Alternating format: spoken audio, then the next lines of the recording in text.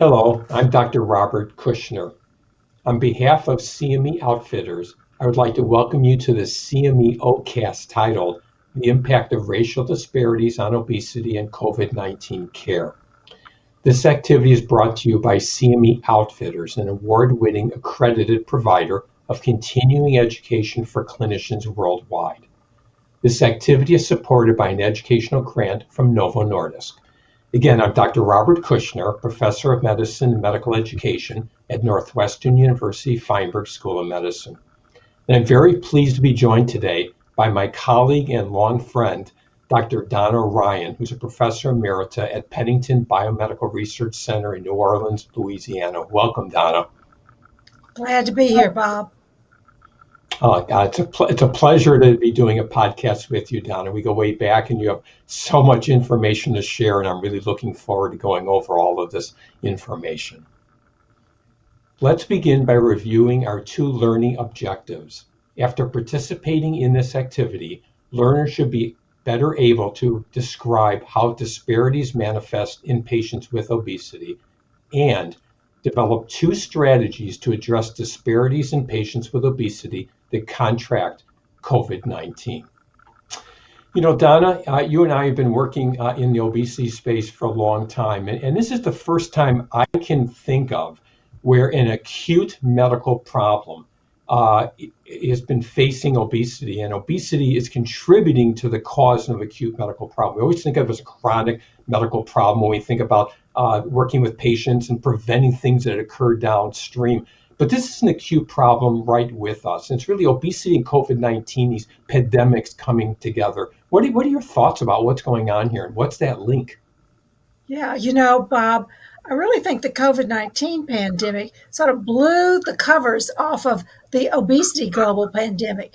And it shows it for how serious the problem of obesity is. It's not a cosmetic problem.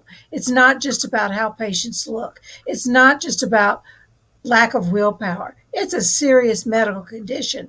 And I think the more severe adverse outcomes with COVID-19 has really reinforced that. It's not just in the United States. Granted, we have 42% of our adult population with a BMI of 30 or higher, but it's a global problem. In the worldwide prevalence of obesity has nearly tripled since 1975. And it's estimated that by 2025, there are going to be 2.7 billion adults with overweight and more than a billion adults with obesity. Yeah, I was just going to say that a lot of people probably don't know that overweight is the most common non-communicable problem. It's not underweight anymore, right? Globally, it's That's right. overweight. Yeah. Yeah. So the two ends of the nutritional disease spectrum, undernutrition and overnutrition. And now the largest number of individuals affected are affected by overnutrition. Yeah, and you also bring up, and I really want you to talk to me about this because I heard of this term syndemics, a little while ago, and it really caught my attention that it really describes, I think, very nicely what is happening with COVID-19 and obesity. What is syndemics, and how does it apply to this situation? Yeah, so syndemic is a sort of a shorthand for synergistic epidemic. We all know we've got an epidemic of COVID-19 around the world. It's a pandemic. And we've got this epidemic of obesity around the world. So obesity and COVID-19 severity and complications are biologically related. There's a synergism between obesity and COVID-19. But this concept of syndemic implies more than that. It's more than just the biologic interactions. It also implies that there are underlying social and societal issues that drive the risk for both. So obesity puts individuals at increased risk for adverse outcomes of COVID-19. I think COVID-19 has also put individuals at increased risk for obesity because of limitation of opportunity for physical activity, because our lives have been constrained and we're all certainly under stress. hmm You know, this whole idea of this social the pandemic and the social determinants of health. It's really put a light on this, like more than anything. And we're living, the whole idea of Black Lives Matter and this whole, increased focus on social determinants of health and the underserved and what makes people more vulnerable. This really has brought it up really quite significantly. Um, and the whole idea of the chronic diseases really kind of comes together so nicely in showing this. Donna, so what is it that makes social determinants such a significant risk factor for developing COVID-19 and the obesity? Yeah, and other chronic diseases too, Bob. Right. So the social determinants of health are racial and ethnic discrimination, access to healthy food, access to health care, location, where you live, the physical environment that you live in, your socioeconomic status, your educational level, and then the whole context of your social environment and community environment. And we certainly know that these factors increase risk for obesity.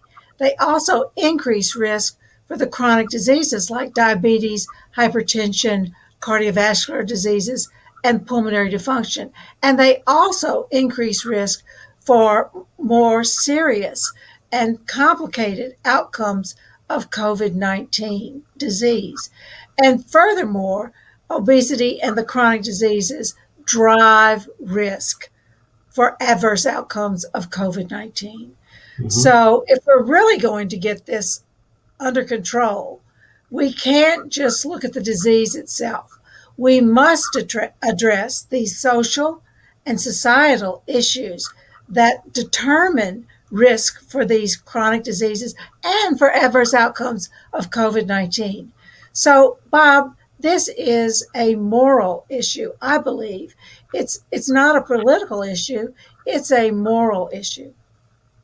Yeah, it certainly gives us this whole COVID pandemic that we've all had this shared experience with has really, I think, really helped us understand the social determinants of health and why it's such a significant risk factor. So I think that's very Yeah. interesting.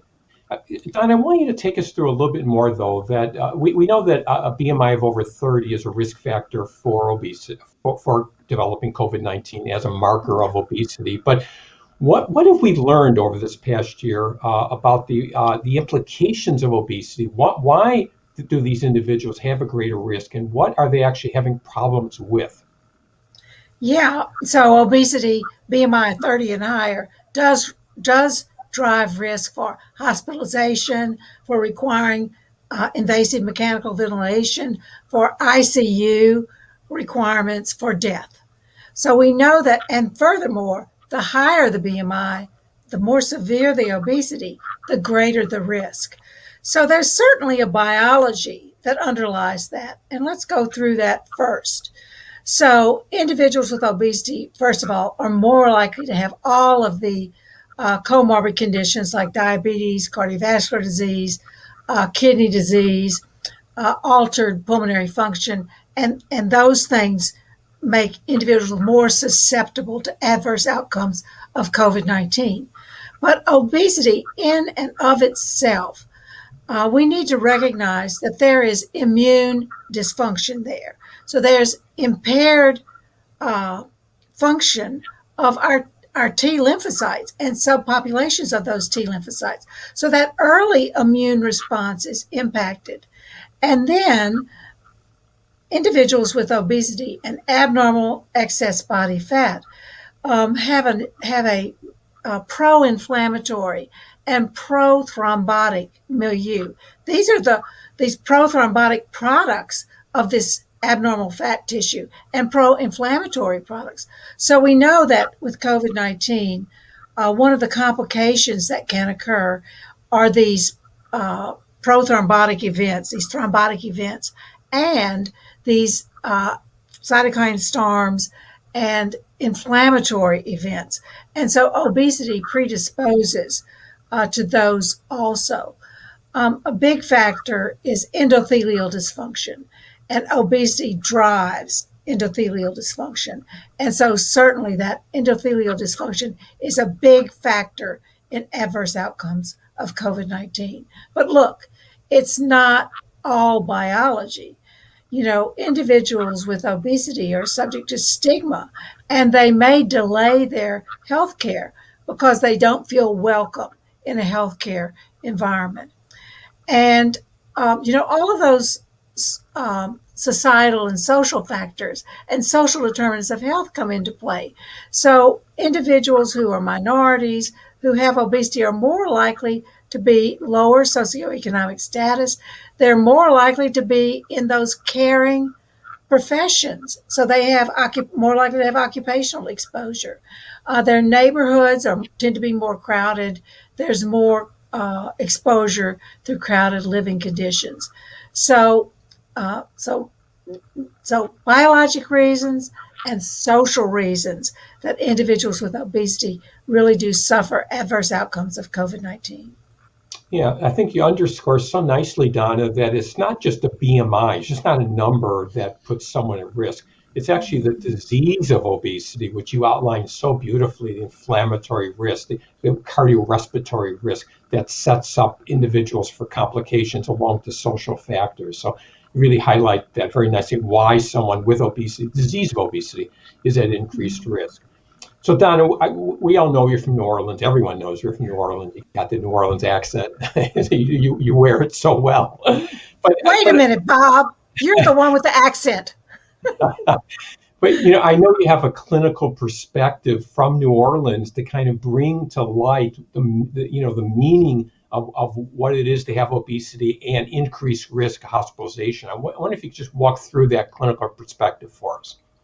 Oh, thank you, Bob. It's true. I love New Orleans. I think it's Mecca.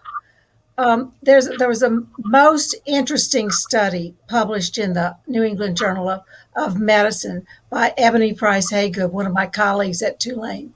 And she looked at the Ochsner Health System. Now, the Ochsner Health System is our largest health system in the city, and African Americans or Blacks comprise about 31% of their patient load.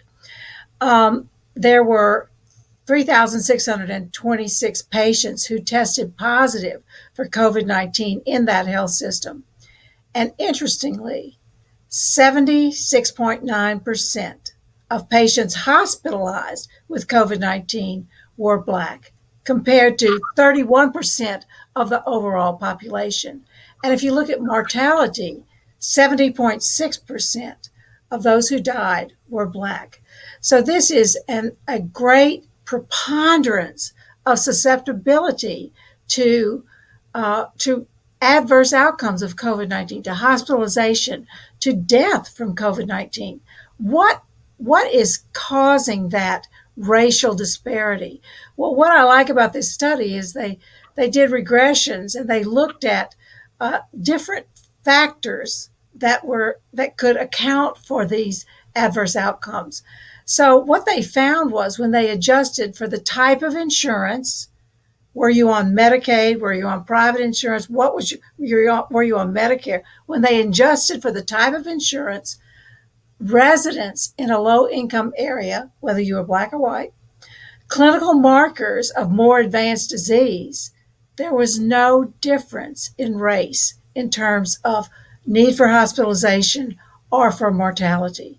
So I think it's important to recognize this so beautifully illustrates to me that the social determinants of health are so important, and it's not just race, and that we really need to provide, regardless of race, an environment where access to health care, access to education, access to healthy environments is available for all. Yeah, thanks, Don. That was a wonderful study and a great summary of the social determinants of health that we need to think about so much in all healthcare settings and all the diseases that we treat. Don, I want to end up now with the whole idea of vaccination. We're coming towards the end of this, thank God, this shut-in pandemic. And there's been a lot of questions about individuals with obesity, do they get less benefit from getting vaccinated. So what do we know about vaccines and obesity? Yeah, this is so important. And my city is lagging behind in vaccination. So I want to get the word out there about this. So, do persons with obesity benefit from vaccination? And the answer is a resounding yes. So, here are the three vaccines that are available in the United States right now: the Pfizer BioNTech vaccine, the Moderna vaccine, and the Johnson & Johnson vaccine. So, in an analysis, if you go back and read the papers and the supplementary materials for the paper, they did subgroup analysis according to BMI and looked at vaccine efficacy.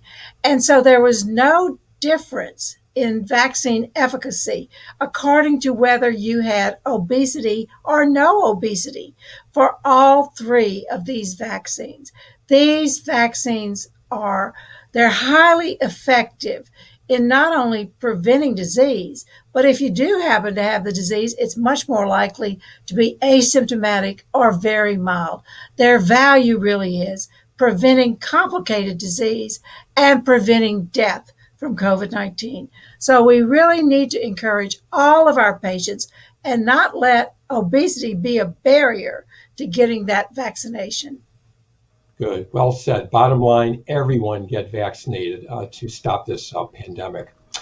I want to end up this podcast by just going over SMART goals.